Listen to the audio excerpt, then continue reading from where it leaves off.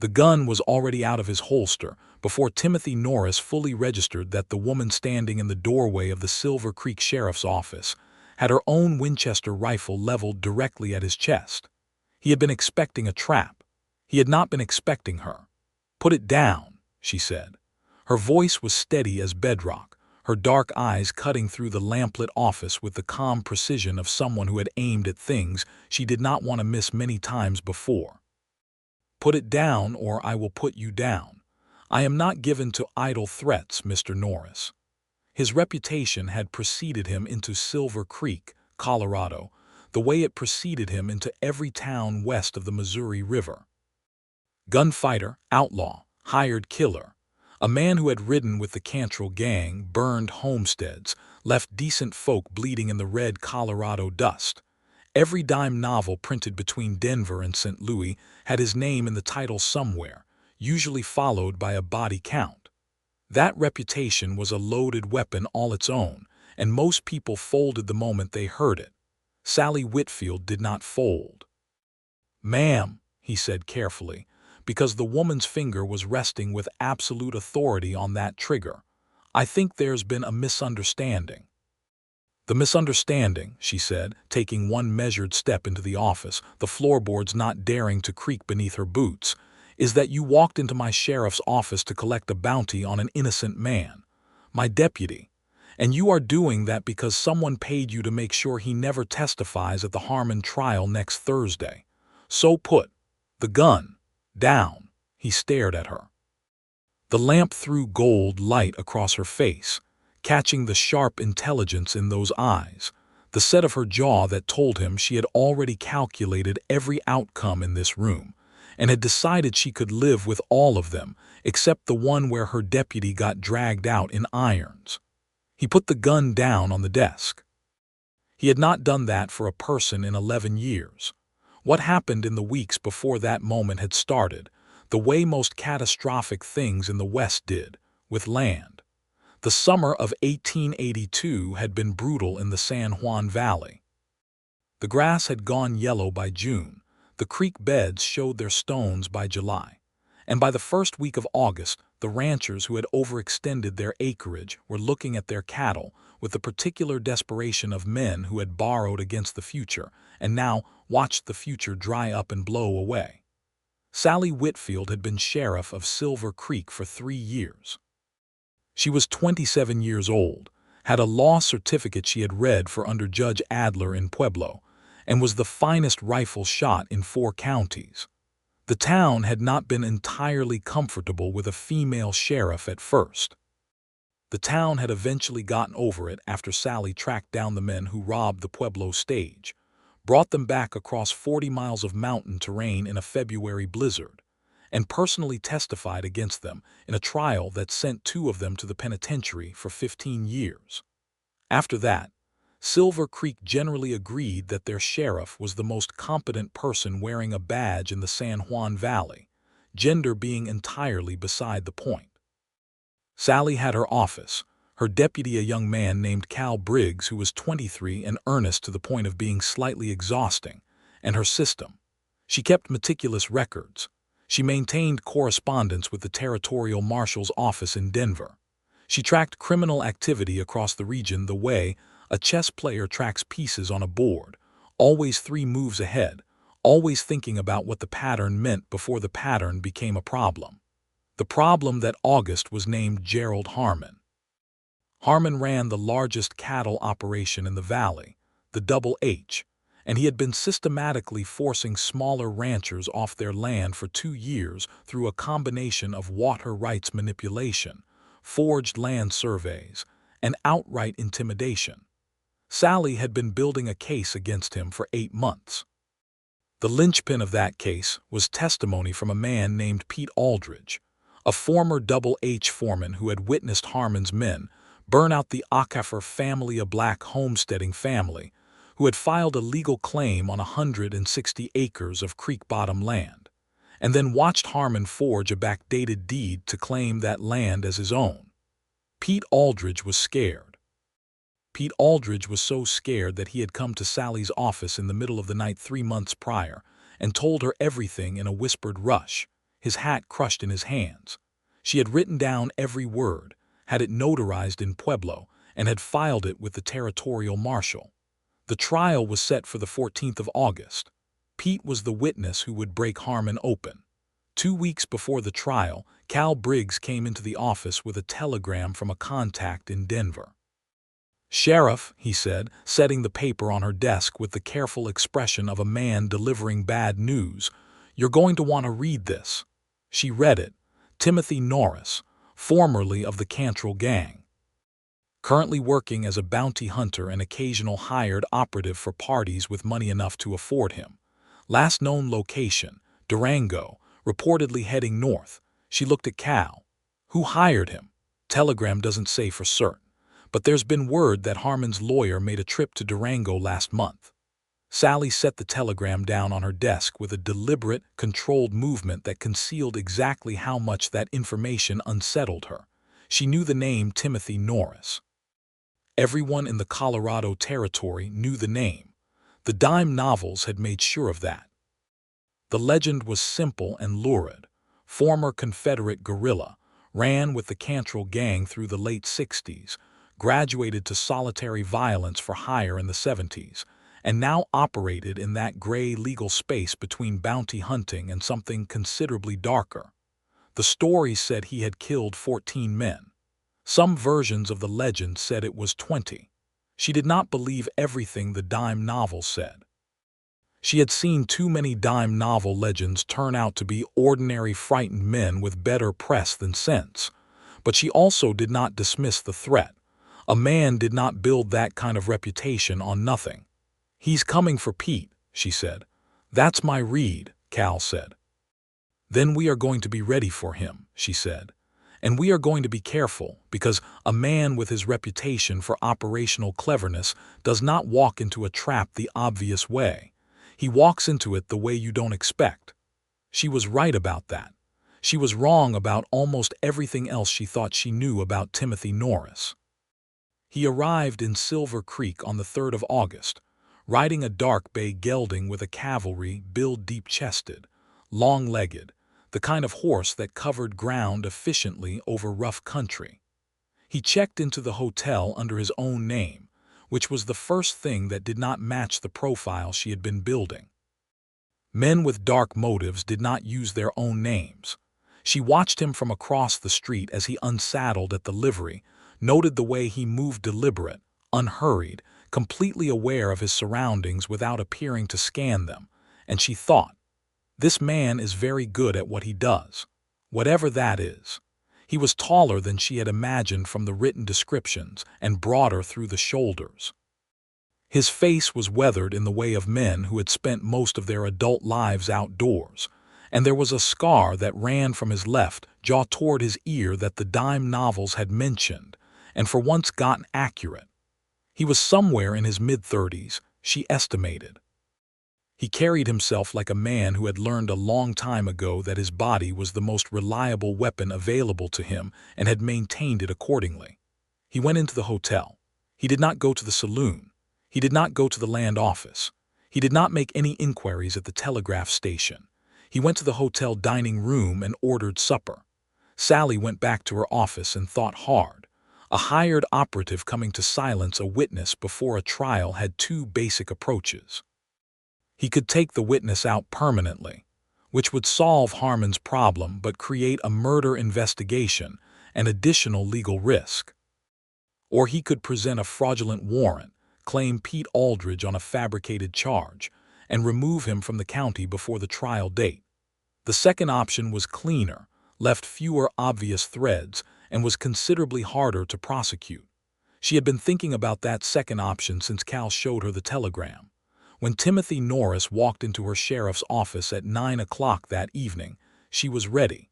She had Cal positioned in the back room with the connecting door cracked. She had her Winchester within reach. She had read her legal code enough times to cite it from memory in any relevant context. She had also, in the 2 hours between watching him arrive and watching him walk through her door, run through every possible scenario and prepared a response for each one.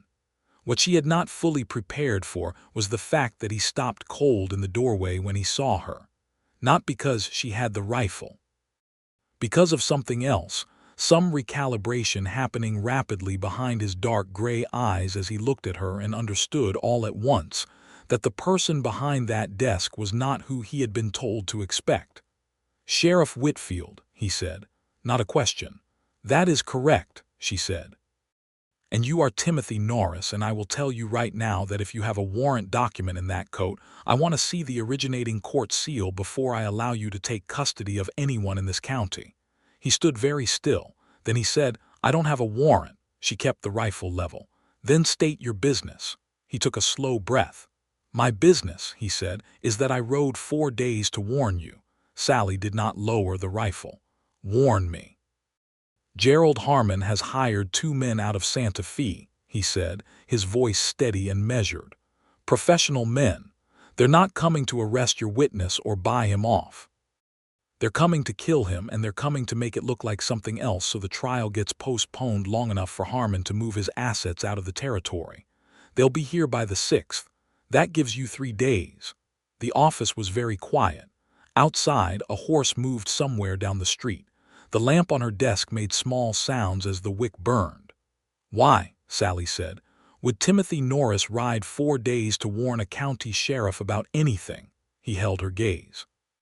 "Because Gerald Harmon hired me first, offered me $1,000 to come to Silver Creek and make your witness disappear.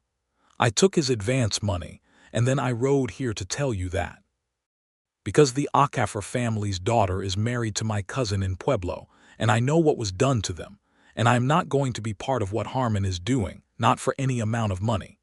The silence stretched. Sallie studied him. She was very good at reading people. 3 years of law enforcement had sharpened a gift she had been born with, the ability to watch the small things, the hands, the eyes, the set of the shoulders, the micro-expressions that passed across a face before a person could school them. She watched all of those things in Timothy Norris right now. He was telling the truth. She lowered the rifle by 2 inches, which was not lowering it enough to constitute trust, but was enough to constitute the beginning of listening. "Sit down," she said. "Start from the beginning. Leave nothing out." He sat down. He started from the beginning. He left nothing out. His real history was considerably less dramatic than the legend and considerably more tragic. He had been born in 1847 in Tennessee, the second son of a small farmer.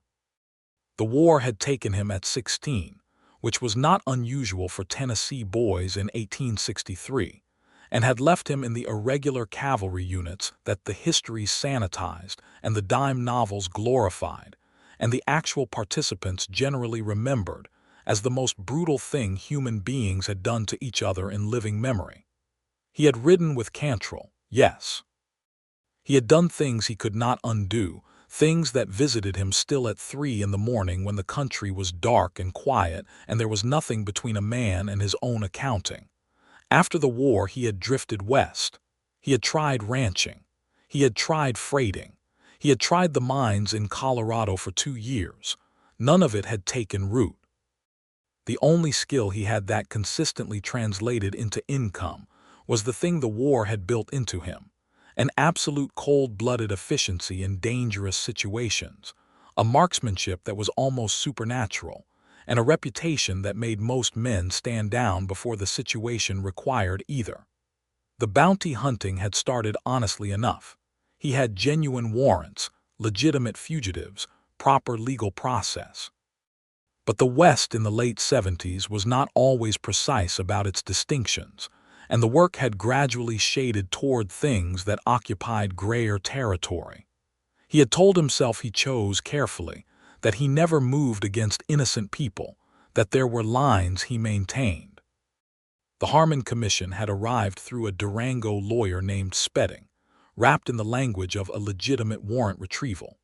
By the time Timothy had asked enough questions to understand what it actually was, the silencing of a legitimate witness in a murder and fraud case involving a black homesteading family that had been driven off their legal land, he had already taken the advance.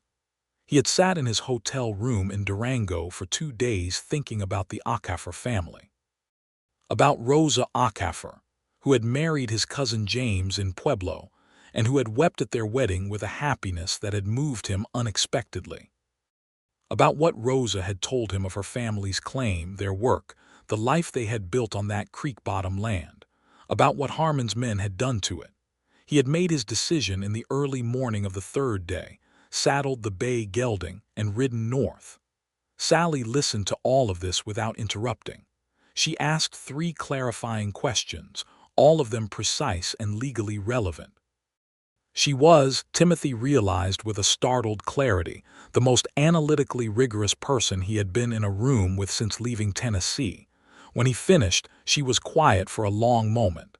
"The men Harmon sent from Santa Fe," she said. "Do you have names?" "Reed Calloway and a man called Decker." "Calloway has a federal warrant outstanding from the New Mexico Territory. Decker is cleaner on paper." She opened the top drawer of her desk and produced a ledger, flipping to a page she had tabbed. He watched her finger move down a column of names and stop. "Reed Calloway," she said. "I have a circular on him from the Territorial Marshal's office. Wanted in connection with 2 killings in the Mora Valley last year." She looked up. "So if he comes into my county and I can place him in connection with a conspiracy against a trial witness, I can hold him on the outstanding warrant and add the conspiracy charge." "That's exactly right," Timothy said.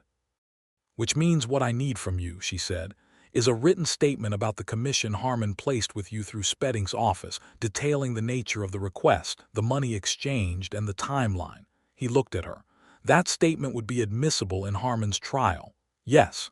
"It would also make me a witness." "Yes." "Which would make me a target." "Yes," she said, and she said it with the directness of someone who respected him enough not to pretend otherwise. "But it would also make you the difference between Gerald Harmon facing justice for what he did to the Acafer family and Gerald Harmon walking free. You already made your choice when you rode up here. This is just the formal version of it." He looked at her for a long moment and something shifted in his chest. It was not anything he had a ready name for. It was the feeling of being seen accurately by someone who had not flinched from what they saw. "All right," he said. "Get your paper." She put him in the hotel under her informal observation for the night, which meant she walked past the hotel 3 times between 10 o'clock and 2 in the morning to confirm the light in his room, and then slept for 4 hours in her office chair with the rifle across her knees before Cal arrived at 6. "He's still here," she told Cal, "and I believe him. But I want you to ride to Pueblo today and verify what he told me about the Acafer connection. Take the telegraph if you need to. I want confirmation before I commit this county's resources to a strategy built on his information." Cal looked at her. "You believe him, but you want to verify." "I believe him," she said, "and I verify everything. Those are not contradictory positions." Cal was gone by 7, riding the fast road south toward Pueblo. Sallie went to the hotel dining room at 7:30 and found Timothy Norris already at a table, eating eggs and reading the Denver newspaper. He looked up when she came in, and she sat down across from him without being invited, because she was the law in this town and she did not wait for invitations. "Tell me about Calloway and Decker's likely approach," she said, pouring herself coffee from the pot on the table. "Not what you think, what you know from having worked in that operational world." He set the newspaper down and talked. He talked for 40 minutes, and everything he said was specific, detailed, and internally consistent. He described how men like Calloway typically conducted surveillance before acting, how they would identify their target, assess the location, choose their moment. He described the most likely scenarios given the geography of Silver Creek, the river access from the south, the narrow canyon road from the east, the open rangeland approach from the north. Sallie listened, asked 4 questions, and by the end of the conversation had the outline of a defensive strategy that was, she thought, very close to unassailable. She also, somewhere in the second cup of coffee, registered that Timothy Norris was an interesting person.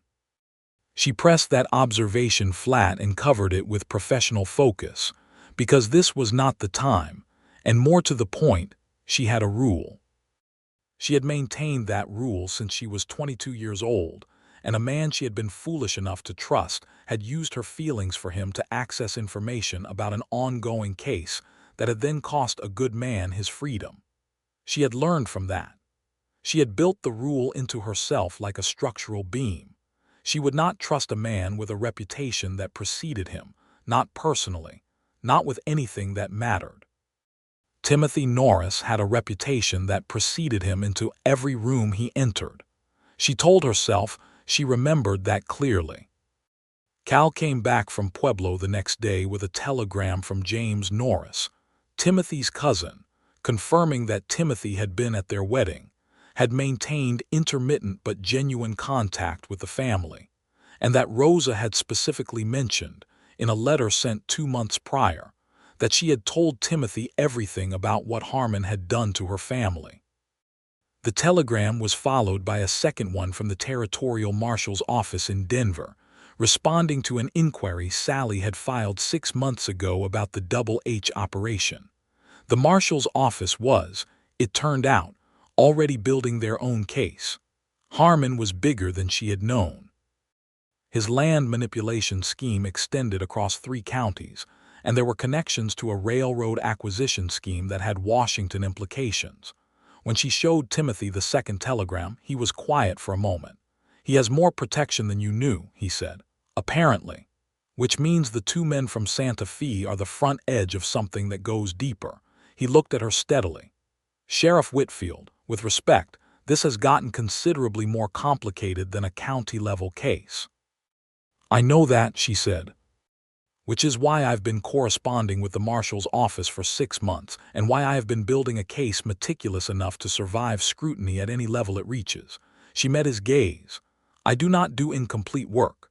He looked at her with an expression she could not fully categorize.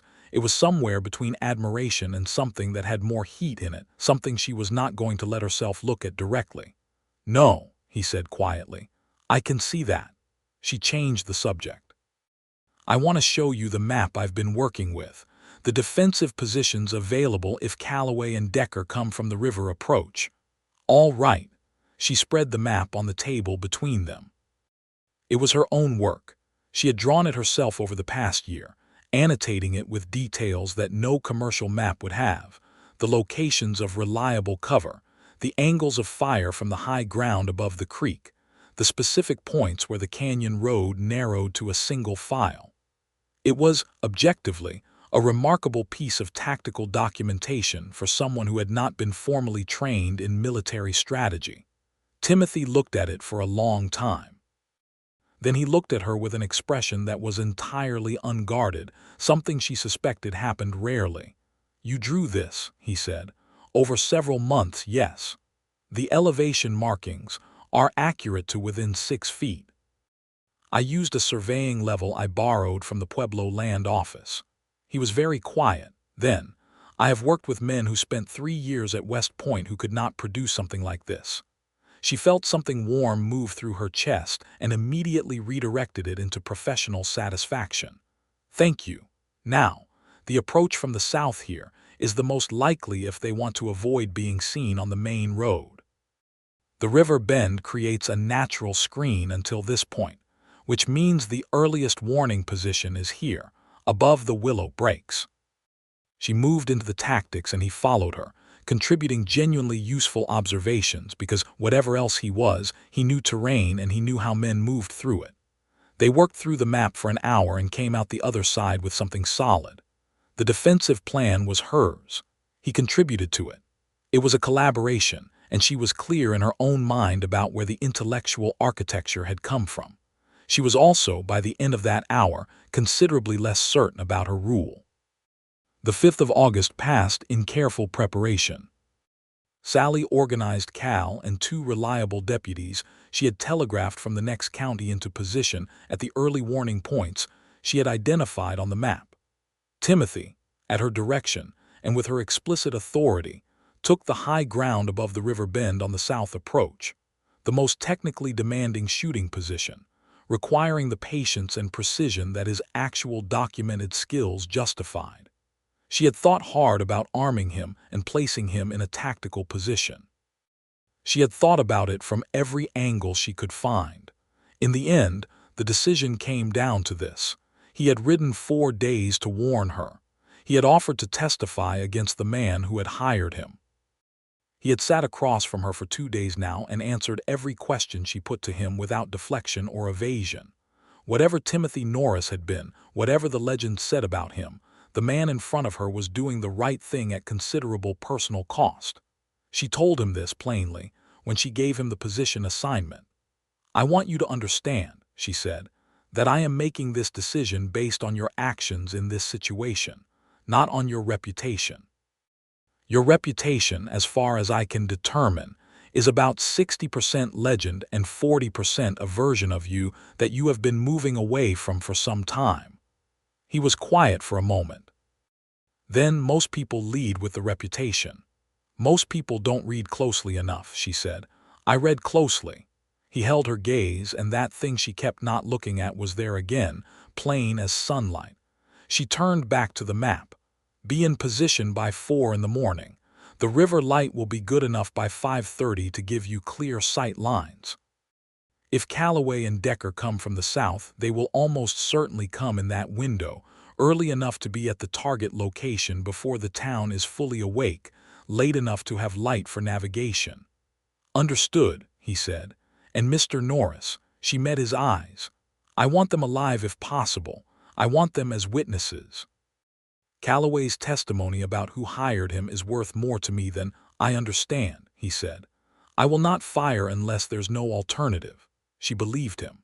She went home to her small house on the edge of town. She owned it outright, had bought it with 2 years of sheriff's salary, and she sat at her kitchen table with a cup of coffee she did not drink, and she thought about the rule, and about the man it was supposed to protect her from. The rule said, "Do not trust a man with a reputation." The rule existed because she had been burned by exactly that 5 years ago. The rule was a good rule, but the rule was built on the assumption that a man's reputation accurately represented him. And she had just spent 2 days establishing, with her characteristic methodical thoroughness, that Timothy Norris's reputation did not accurately represent him. She sat with that for a long time. Then she went to bed, set her internal alarm for 3 in the morning, and slept. They came from the south, as she had predicted. Reed Calloway and the man called Decker arrived at the river bend in the gray pre-dawn of August 6th, moving carefully along the willow breaks exactly as Timothy had described. One of Sallie's deputies spotted them at 5:15 and signaled. The signal reached Sallie at her position at the north end of the willow break, and she deployed Cal and the second deputy to cut the eastern retreat. From his high position above the bend, Timothy had a clear line of sight to both men as they crossed the shallow water toward the trail that led to Pete Aldridge's temporary location. Pete was staying in a spare room at the back of the general store, which Sallie had chosen specifically for its defensible geometry. What happened next was not what she had planned, which was an arrest at the trail junction where she and her deputies would have the men boxed. What happened was that Decker, who was clearly better at reading terrain than Calloway, stopped at the edge of the willow break, scanned the high ground, and spotted Timothy's position. She heard him shout a warning to Calloway. She saw both men go for their weapons. She had been in motion before the sound finished, moving along the creek bank in the direction that put her behind Calloway while Tim held Decker's attention on the high ground. It was not in the plan. The plan had not accounted for Decker's sharp eyes. She covered 40 yards of rough creek bank in under 30 seconds, moving with the fluid speed of someone who had spent years in rough country, and came up behind Reed Calloway at the moment he was focused entirely on the high ground where Timothy's rifle was visible. She had her Winchester in her right hand and her voice ready. "Reed Calloway," she said, from directly behind him, "you are under arrest under the authority of Silver Creek County and the Colorado Territory. Drop the weapon." He spun. She put the Winchester's barrel against his sternum before he completed the turn. He dropped the weapon. From the high ground she heard Timothy's voice call down to Decker, "Don't." Decker apparently took that advice, because the next sound she heard was not a gunshot. 30 seconds later, Cal and the second deputy had both men in irons. It was 20 minutes before 6 in the morning. The whole operation had taken less than an hour. Sallie Whitfield stood in the shallow water of Silver Creek with her boots wet and her heart hammering with the clean, fierce satisfaction of work done exactly right. And she looked up at the high ground where Timothy Norris was already picking his way carefully down the slope. He reached level ground and came toward her, reading her expression with those observant gray eyes. "You improvised," he said. "Decker was better than anticipated," she said. "The plan required adjustment. You covered that ground in about speed was available to me," she said. "I used it." He was looking at her with that unguarded expression again. "You came up behind a wanted man with an outstanding murder warrant in the near dark across 40 yards of rough ground. He was focused on your position," she said. "It was the correct tactical choice. It was also," he stopped. "It was also what?" "Nothing," he said. But his eyes said something, and she filed it without looking at it directly. They walked back to town with their prisoners, and Sallie had the deeply satisfying experience of telegraphing the territorial marshal's office in Denver with the news that Reed Calloway was in her custody. The response came in 2 hours. A deputy territorial marshal was on his way with additional documentation and a request that she preserve all testimony and evidence for a federal filing. She wrote back, "Everything is in order, has been for some time." The next 3 days were the most technically demanding of Sallie's career. The federal involvement brought additional complexity. A deputy marshal named Cranston who was competent, but who had a reflexive difficulty taking direction from a county sheriff, who was also a woman. A problem she managed with the combination of superior information, impeccable documentation, and the kind of patient precision that eventually made clear to even the most resistant person that the alternative to cooperating with her was being professionally embarrassed. Timothy watched this unfold with visible appreciation. He was staying at the hotel, cooperating fully with the statement process, and appeared to have no particular plans to leave. She noticed this without commenting on it. What she commented on was the quality of his written statement, which was thorough, specific, and written in the clear economic prose of someone who had learned to communicate precisely at some point in his life. "Where did you go to school?" she asked him on the 7th when they were reviewing his statement together in her office. He looked up. "Pardon. You write clearly, specifically your sentence structure and your use of dates and amounts. I want to know your educational background because it will affect how the statement reads to a court." "Tennessee Agricultural College," he said. "1 year before the war." She noted that. "It shows. The statement is good." "Cranston is going to want you to add the specific amount of the advance and the exact word spelling used when he described the commission." "I can do that." He paused. "Sheriff." "Yes." "When this is done, when the trial is over, what happens?" She knew what he was asking. She asked herself what she wanted to say, which was a question she did not usually have to spend time on. "That depends," she said carefully, "on what you mean." "I mean," he said, with the directness that she had noticed was his natural mode when he had decided to say something true, "that I have not wanted to be somewhere in a very long time. I have been moving for 11 years. In the last 4 days I have had more conversations that mattered than in the previous 4 years, and most of those conversations have been with you." The office was quiet. Outside, the town of Silver Creek went about its business in the August heat. "I am a county sheriff," she said. "Yes. I have a rule about men with reputations." "Yes," he said, "you've made that fairly clear. Your reputation," she said, "is demonstrably inaccurate." "It is." "Which creates a problem for the rule." She met his eyes. "Because the rule was built on the assumption that reputations are accurate indicators. And I am not someone who maintains a logical structure after its foundational premise has been disproven." The corner of his mouth moved. It was not quite a smile, but it was in that direction. "Are you saying what I think you're saying?" he asked. "I am saying," she said, "that we will address personal matters after the trial is concluded, because I do not mix professional function with personal consideration, and right now my professional function requires my full attention. That is the most lawyerly way anyone has ever told me to wait, he said. It is the accurate way, she said, and she turned back to his statement, and she pressed down the warmth that was threatening to take up considerable space in her chest. The trial of Gerald Harmon began on the 14th of August, 1882, in the San Juan County Courthouse in Silverton. Sallie Whitfield attended in her official capacity as the arresting officer on the related conspiracy charges and as custodian of the documentary evidence that formed the core of the case. She had arranged for Pete Aldridge to travel to Silverton under escort and had personally reviewed his testimony preparation with the prosecuting attorney, a thorough man named Whitaker, who had been specifically assigned from the Territorial Attorney General's office. Timothy sat in the gallery, which was where his status as a pending witness placed him until he was called.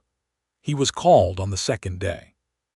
He walked to the stand with the calm, unhurried movement that was apparently his default setting for everything, and he gave his testimony in the clear, specific, economically precise language of his written statement, looking directly at the jury and not at Harmon's defense attorney, who tried 4 different approaches to shaking him and succeeded at none of them.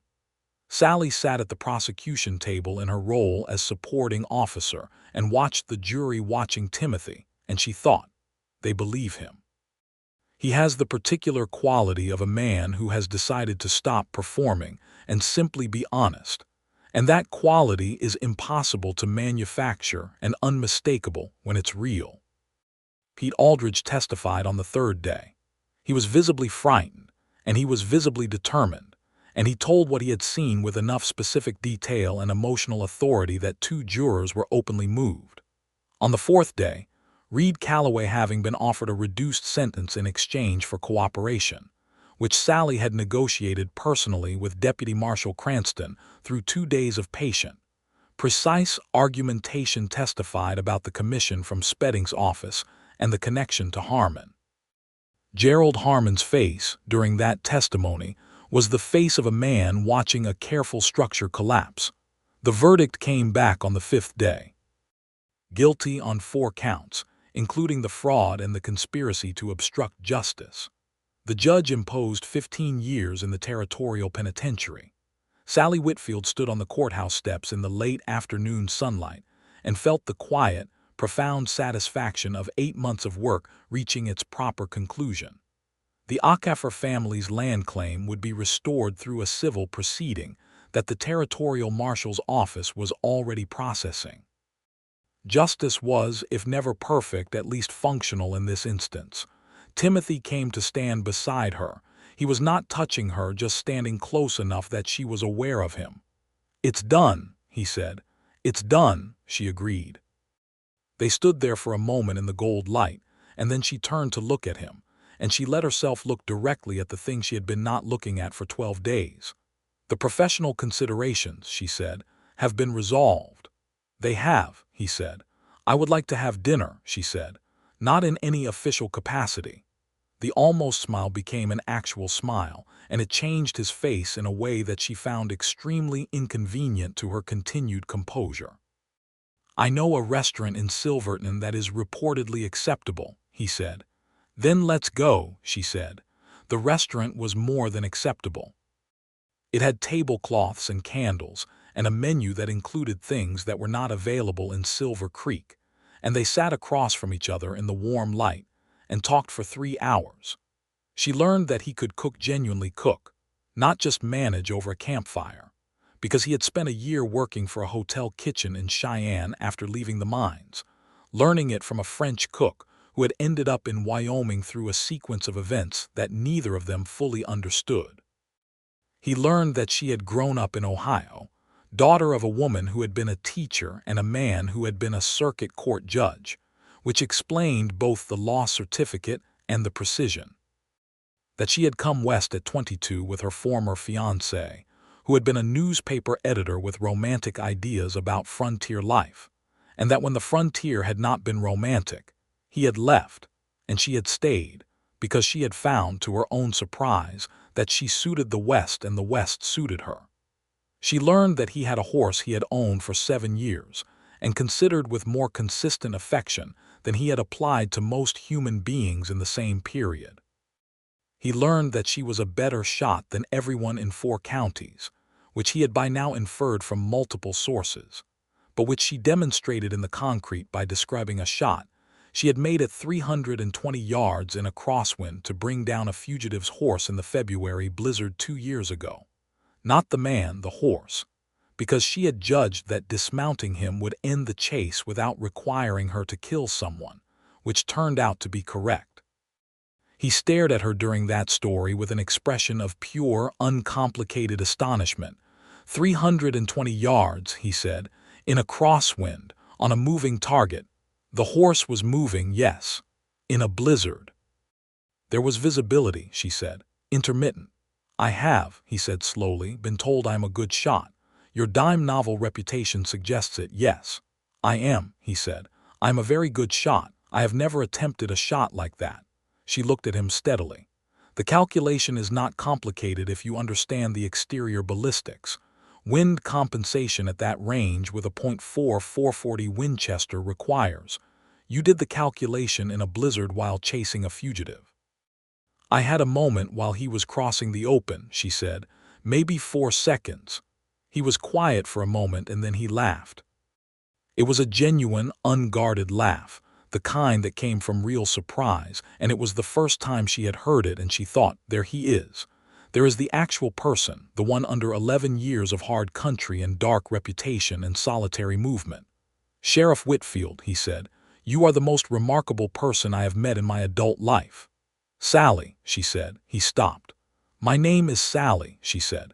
If we are having dinner, that is not in any official capacity. Sallie, he said, and the way he said it, quiet and careful, like something he wanted to say right, did considerable damage to her composure. Timothy, she said, and that was the end of the formal distance between them, right there in that Silverton restaurant with the candles burning low. They rode back to Silver Creek the next morning, she on her own horse, a gray mare named Augustine, and he on the bay gelding. The road between Silverton and Silver Creek ran through country that was, even by Colorado standards, outrageously beautiful. The San Juan peaks in the blue morning distance, the aspens beginning to show the first faint gold of late summer turning, the creek running clear and fast beside the road. They rode mostly in companionable silence, which was, she thought, a significant thing. She had met very few people with whom silence was comfortable. Most people filled silence with noise because they were uneasy in it. Timothy was completely at ease in it, present and attentive without requiring the conversation to be continuous. He did, after about an hour, say, "What happens now?" She knew what he was asking. It was a version of the same question he had asked before the trial, now with the trial removed as a reason for deferral. "What do you want to happen?" she asked. He was quiet for a moment, looking at the road ahead. "I want to stop moving," he said. "I have been moving for 11 years and I want to stop. I want work I can do without having to avoid thinking about it afterward." He paused. "And I want to be where you are." She had expected to feel defensive when this moment came. She had expected the rule to reassert itself, to remind her of 5 years ago and the cost of trusting the wrong person.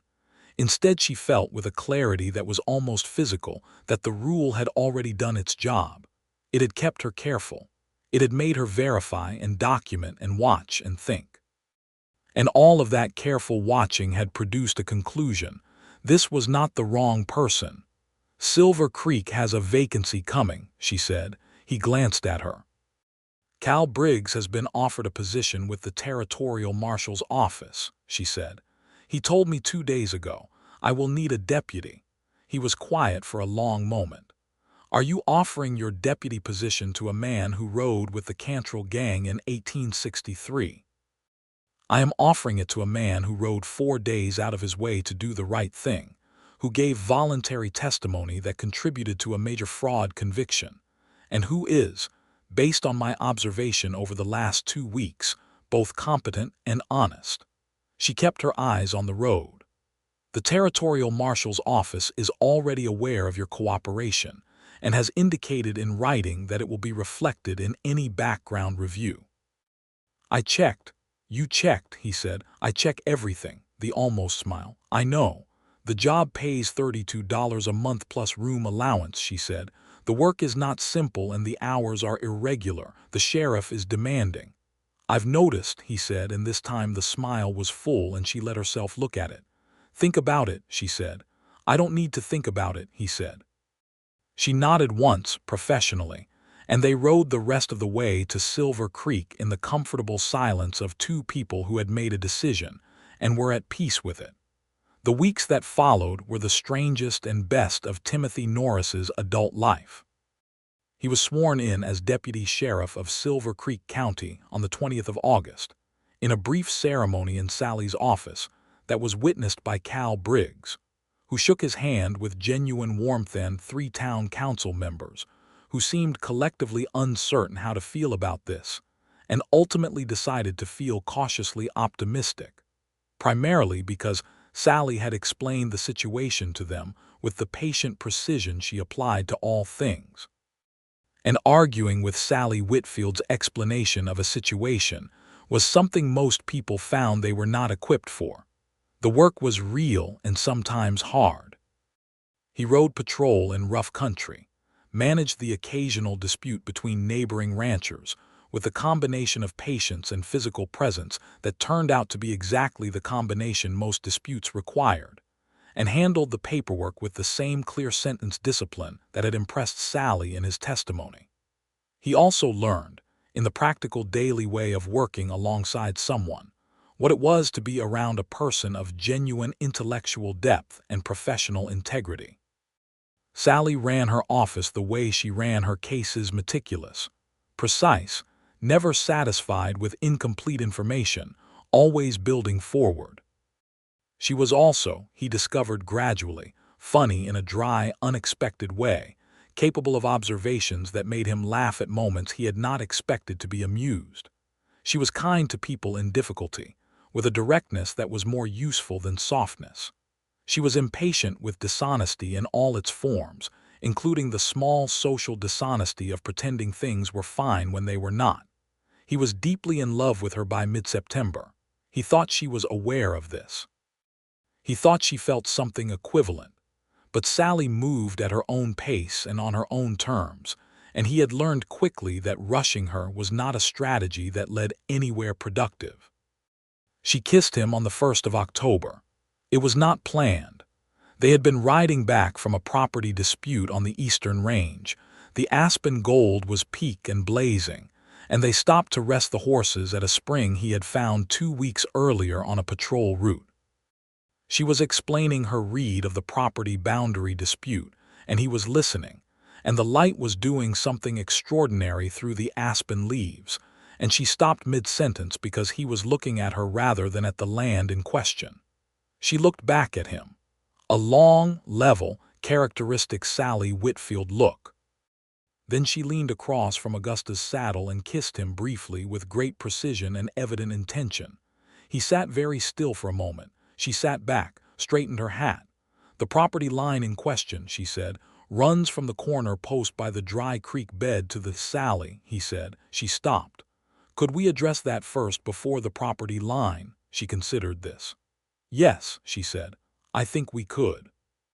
They dismounted, because it seemed the appropriate response to the conversation they were about to have, and they stood in the aspen grove with the gold light moving around them. And she told him, in her direct and lawyerly way, that she had concluded she trusted him, that she was aware this was different from anything she had allowed herself to feel in a long time, and that she was cautiously committed to the direction it was moving. He told her in the simplest language he had that he had not had anything to go home to in 11 years, and that when he thought about Silver Creek now, he thought about her, and that this was the first time in 11 years that going somewhere had felt like going toward something rather than away from something. She was quiet for a moment. Then she said, "That is probably the most honest thing anyone has ever said to me." "I learned from the best," he said. This time he kissed her, and she let him, and the aspens dropped their gold leaves around them in the Colorado October. And it was, he thought, the most beautiful thing he had ever been part of. The autumn in Silver Creek was busy with the ordinary work of a frontier county coming into winter property disputes and livestock issues. And one significant incident involving a traveling confidence man who had sold fraudulent mining shares to 7 different ranchers across the valley, which Sallie unraveled methodically over 3 weeks and then personally escorted the man to the Silverton courthouse, with documentation so complete that the territorial prosecutor asked if he could keep a copy of her case file as a model for future training. "Yes," she said, "if you credit the source." He credited the source. Her name appeared in the territorial marshal's annual report that December as a commendation for exceptional investigative work. Timothy read the report in the evening, sitting at the table in her kitchen where he had started spending most of his evenings, and he said, "There's your name." She read the entry. She was quiet for a moment. Then she said, "That is gratifying." "Gratifying," he said.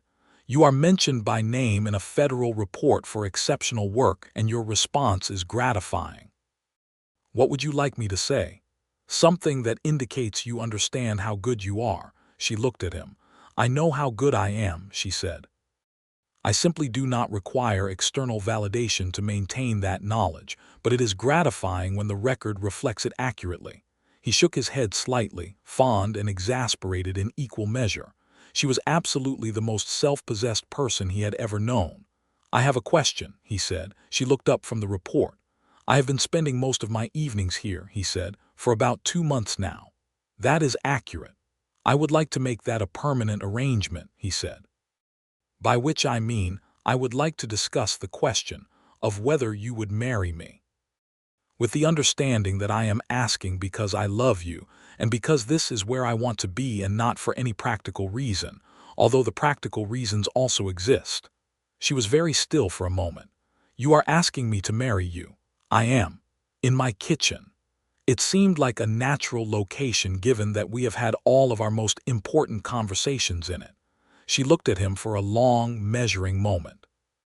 He held her gaze steadily because he had learned that she read honesty in eyes and he had nothing to hide. "Yes," she said. He let out a breath he had been holding, he suspected, since he rode into Silver Creek in August. "Yes," he said, needing to hear it once more. "Yes," she said, with considerable firmness.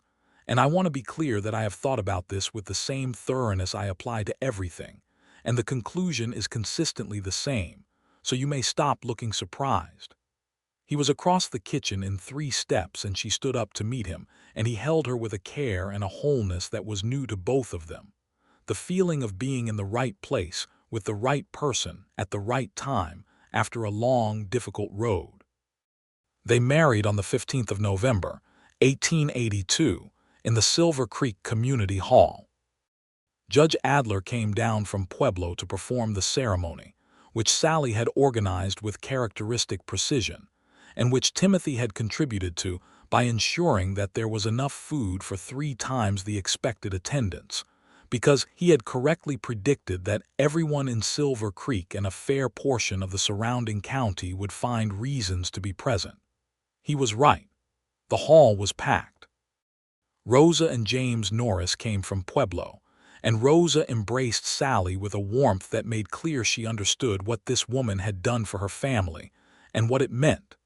Pete Aldridge was there, looking considerably more relaxed than the last time Sallie had seen him. Cal Briggs was there, newly installed in his territorial marshal's position, grinning at them both with the uncomplicated happiness of a genuinely good-natured person. Sallie wore a deep blue dress that she had ordered from Denver 2 months ago, because she had known her answer to his question before he asked it. She simply had the discipline not to preempt other people's processes.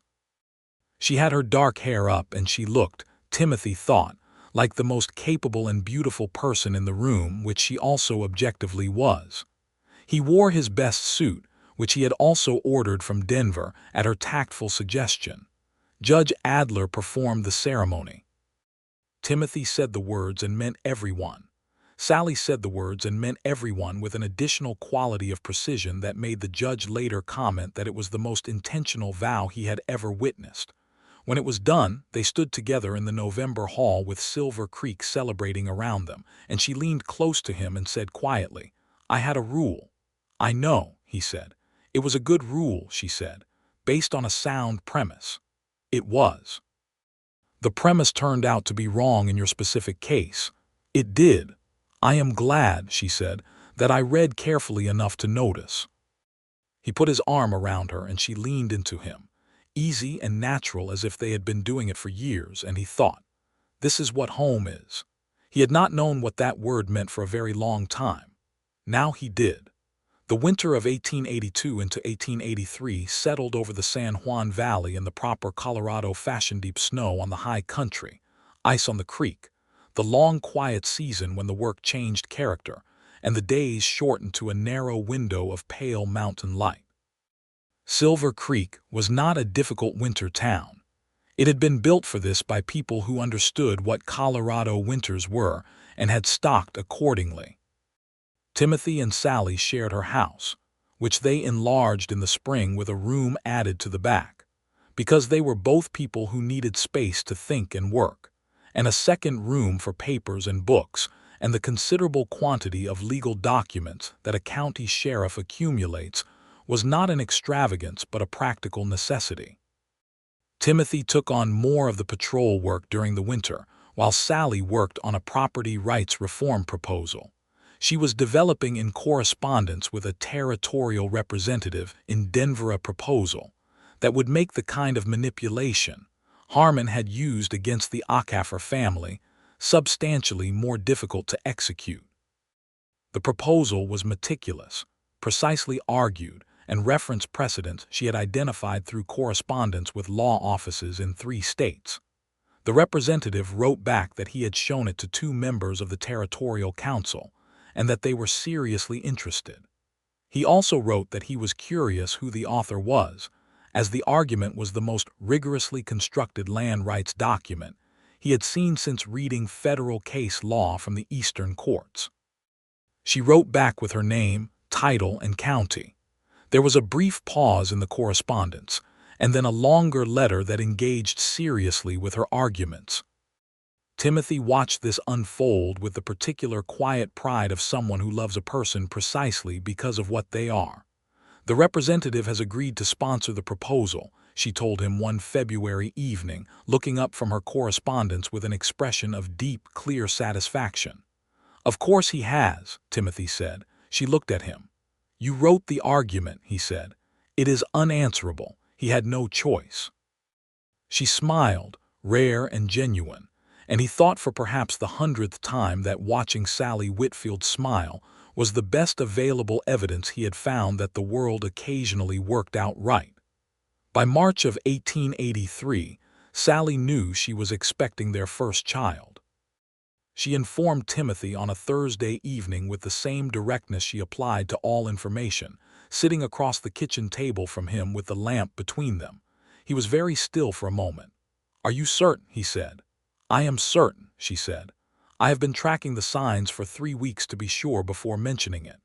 He stood up from the table, came around it, and crouched down to her eye level, taking her hands in both of his. His expression was something she had not seen before. Not entirely, it was the complete, open vulnerability of someone for whom hope had arrived unexpected. "Are you all right?" he said. "How are you feeling?" "I am well," she said. "I am healthy and I intend to continue working through as much of the term as the work allows." "Of course," he said, "the county still needs a sheriff." "Yes. I will need your cooperation in not treating me as though I have suddenly become fragile because I have not." "Sallie," he said, squeezing her hands, "I have watched you put Reed Calloway under arrest at close range in the near dark. I have seen your map. I have read your land rights proposal. I have absolutely no intention of treating you as though you have become fragile. You are the most capable person in this county." "Good," she said. "Then we are in agreement." He drew her forward and held her, and she let herself be held, and they sat together in the kitchen with the lamp burning and the Colorado winter quiet outside, and it was a good kind of quiet.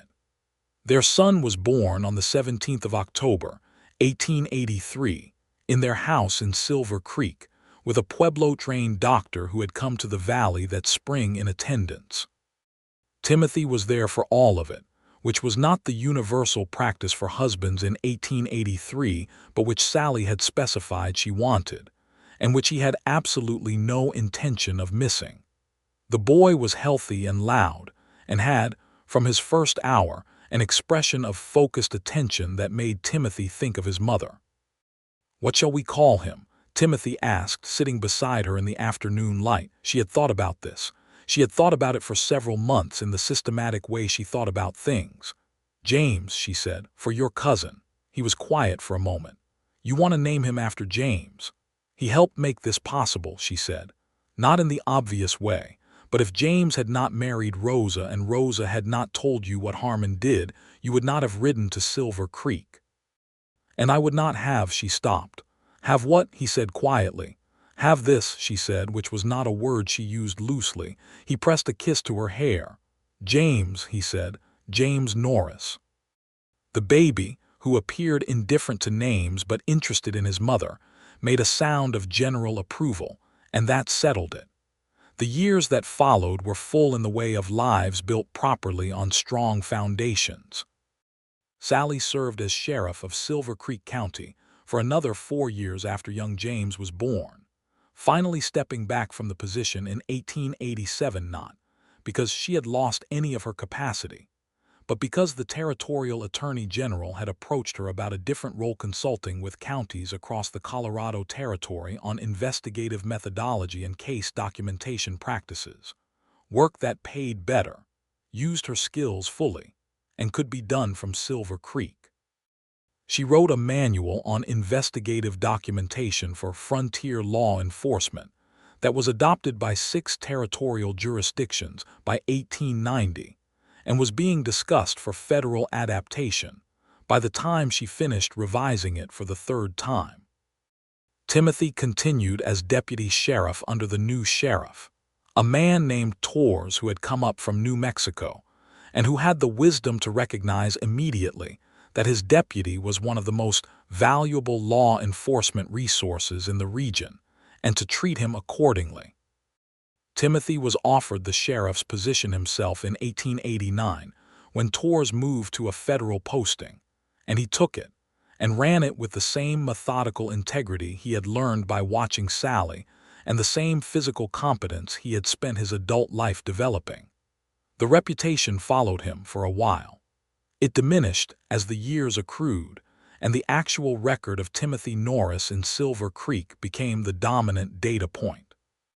By 1890, the people who mentioned his name in connection with the Cantrell gang were mostly people who had not been anywhere near Silver Creek, and the people in Silver Creek who mentioned his name at all generally mentioned it in connection with the property rights case, or the road survey he had organized through the canyon, or the time he had ridden through a January blizzard to reach a family whose roof had collapsed under the snow load and got them all to safety.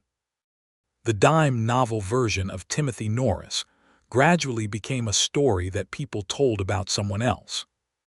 Their second child, a daughter they named Clara, was born in 1886 in the same house, with the same doctor in October again, which Sallie noted with dry amusement was apparently their family's preferred time of year. Clara had her father's gray eyes and her mother's focused stillness, and was, from an early age, clearly going to be a problem for everyone who underestimated her, which Sallie found deeply satisfying. James, by the time Clara arrived, was 3, and had developed opinions about horses that were serious and specific beyond his age, which Timothy viewed with considerable pride. They ate supper as a family every evening they could manage it, around the kitchen table that had been the site of their most significant conversations, and they talked about the work and the county and the books James had started working through with the same appetite Sallie had brought to books at his age, and the horses Clara had views about, and the cases Sallie was consulting on, and the county business Timothy was managing. It was, in the full and proper sense of the word, a life. In the spring of 1891, a dime novel appeared in Silver Creek. Someone had mailed a copy to the general store from Denver that purported to tell the true story of Timothy Norris, gunfighter and outlaw of the Colorado Territory, updated with a new chapter that described, in dramatic and broadly inaccurate terms, his arrival in Silver Creek and his capture of the notorious Reed Calloway. The novel described Sallie as a frightened shopkeeper's wife who had been rescued from danger by the heroic intervention of Timothy Norris, renowned gunman. Timothy found this on the counter of the general store, read the relevant section, and brought it home to Sallie that evening. She read it. She was quiet for a moment.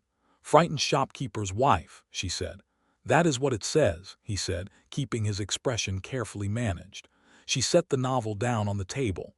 The same shopkeeper's wife who had Calloway under the barrel of a Winchester before he completed his turn. One and the same, apparently. The same shopkeeper's wife who had mapped the defensive terrain to a 6-foot elevation accuracy. As described in this very inaccurate account, yes. She looked at the novel for another moment.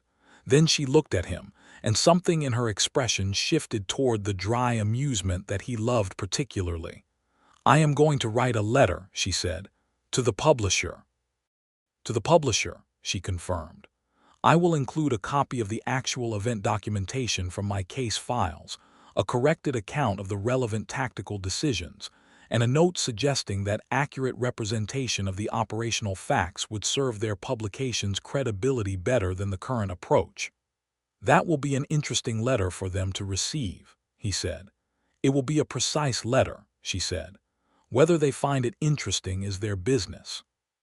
The publisher, it emerged, found it extremely interesting. A corrected account appeared in a subsequent edition. It was still dramatized beyond the literal facts, because that was the nature of the medium, but Sallie Whitfield appeared in it as what she was: a county sheriff of exceptional capability whose tactical planning had made the operation possible, and who had personally arrested one of the two suspects under conditions that the novel described, for once, with reasonable accuracy. Timothy read the corrected account and said nothing, because nothing needed to be said, and because Sallie was already on to the next thing, as she always was. In the autumn of 1892, a decade after the events that had brought them together, Sallie and Timothy Norris celebrated their 10th anniversary in the Silver Creek Community Hall, the same hall where they had married, now expanded and painted, fuller and livelier than it had been in 1882. The Acafer family came. Rosa and James came. Pete Aldridge came from the agricultural operation he had built in the years since the trial. Judge Adlerolder now, moving more carefully, but sharp as ever, came down from Pueblo. Cal Briggs came from Denver, where he had risen to a senior position in the territorial marshal's office. The Torres family came from wherever Torres was currently posted.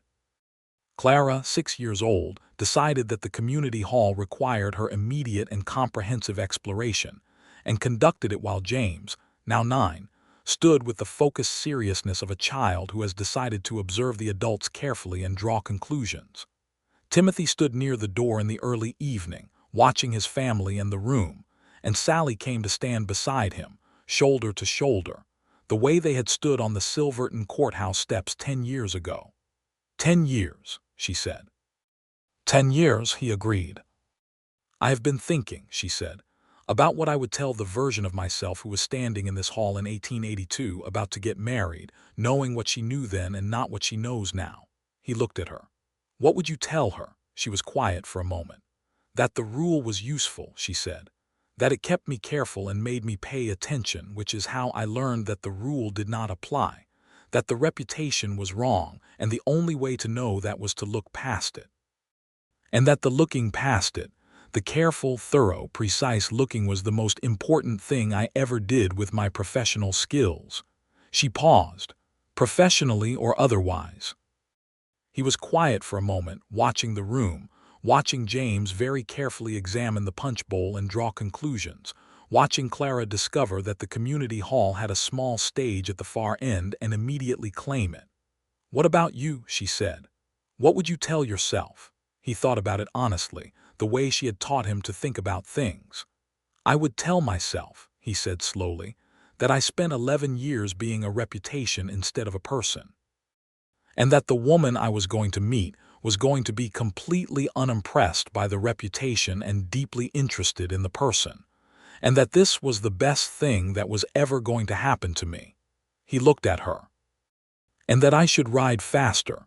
She made a small sound that was entirely undignified and entirely Sallie. "You arrived in time," she said. "Just barely." "Sufficiently," she said, which coming from her was the strongest possible endorsement. He put his arm around her and she leaned into him. The easy, natural movement of 10 years. And across the hall Clara had apparently decided that the stage required an audience, and was looking at James with the expectant expression of someone who considers older brothers primarily useful as an audience. James, with the resigned dignity of a 9-year-old who has learned that resistance is futile, went to sit in a chair and be an audience. "She is going to be a great deal of work," Timothy said, watching Clara organize her performance. "Yes," Sallie agreed. "She is going to be magnificent." She said it with the calm certainty of a woman who knew what magnificence looked like from the inside, and he thought, "She is right, and also she always is." The spring of 1893 brought word that the land rights proposal Sallie had developed in 1882, and shepherded through its successive revisions, had been adopted as a model for federal land regulation policy in the Western Territories. The letter from the relevant federal office was formal and carefully worded, and it cited her work by name, and it arrived on a Thursday morning when she was already at her desk working on a case consultation she had promised a county sheriff in New Mexico. She read the letter, set it down, finished her morning's work, and told Timothy about it over supper. "Adopted," he said. "In principle, with modifications for varying territorial conditions," she said. "But the framework is recognizable." "The Aquifer case," he said. "What came from that?" She was quiet, partly. "The Aquifer situation was what showed me the specific mechanism how water rights and survey manipulation could be used in combination to dispossess legally valid claims. I built the policy argument from that specific case." She looked down at her plate. "It will not undo what was done to them, but it should make it substantially harder to do to someone else." He reached across the table and covered her hand with his. She looked up. "What you built from that case," he said, "will protect people you will never meet in places you will never see." "That is the point of policy," she said. "Yes," he said. "It is also remarkable." She met his eyes. He held her gaze with the open, uncomplicated honesty that was his truest self, the man under the reputation, the man she had looked carefully enough to find. "Thank you," she said. She said it quietly and she meant it completely. They finished supper, and then she helped Clara with her letters while James read at the table beside them, deep in a history of the Western Territories that he had requested specifically, and which he appeared to be consuming with methodical intensity. And Timothy sat across the table working through county paperwork, and the lamp burned steady in the kitchen window of the house on the edge of Silver Creek, and the Colorado Spring moved through the mountain dark outside. And everything that had been hard and uncertain and built from scratch was right and whole and true. She had said she would never trust a man with a reputation. His reputation had been wrong, and she had found out fast, not because she had been credulous or impulsive, but because she was Sallie Whitfield, and she read carefully and verified and thought, and looked past the legend to the actual person. And the actual person had been worth every careful, methodical, thorough moment of the looking. He had come to Silver Creek expecting nothing, carrying a reputation like a stone around his neck, and he had found the one person in the Colorado Territory, probably in several territories, who was interested in exactly what he was rather than what he had been told to be. The stone was gone. The road was done. The home was here and real and theirs. Outside, the spring stars were extraordinary over the San Juan peaks. Inside, the lamp burned, and the children were warm and alive, and the two people who had found each other in the most sideways, precise, fully documented way imaginable sat in their kitchen in Silver Creek, Colorado in the year 1893, and were profoundly, irreversibly, completely at peace. It was, as it turned out, enough. It was, as it turned out, everything.